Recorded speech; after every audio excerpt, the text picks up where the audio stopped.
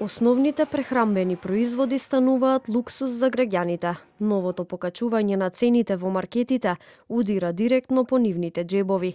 Револтирани, но и загрижени како ќе го поминат месецот и предстојните празници, граѓаните велат дека веќе не го купуваат она што го сакаат, туку само она што мораат за да преживеат. Најголемо покачување според нив има кај зејтинот, јајцата, млечните и месните производи, но и кај овошјето и зеленчукот.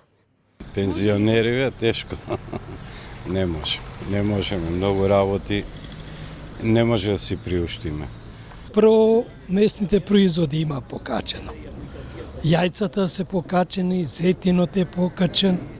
Па се знае како се живе сиромашки.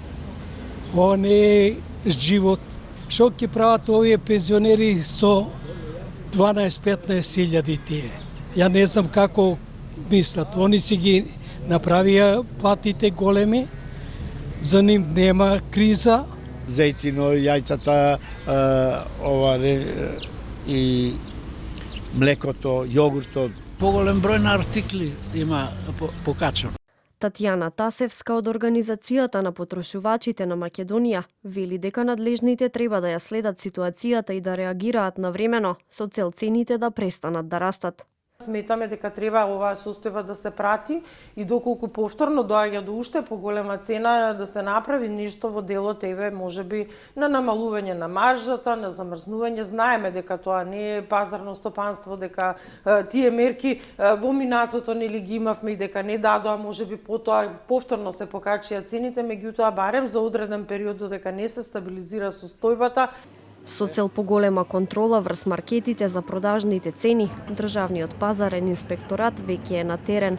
Оттаму велат дека 30 тимови во изминатите 2 недели вршат контроли врз сите поголеми, но и помали маркети. Објаснуваат дека засега ситуацијата е стабилна и покачување има утврдено само кај неколку продукти, вклучително и кај јајцата и зејтинот. Засега цените се стабилни. Има утврдени покачувања кај јајцата и кај зејтинот. Зејтинот е покачен бидејќи станува збор за берзански производ. Слична е ситуацијата и со јајцата. Таму има покачување на храната со која се храни шивината, па затоа и цените на јајцата се покачени. Постојано правиме анализи. Целта е да сме постојано на терен за трговците да се однесуваат совесно.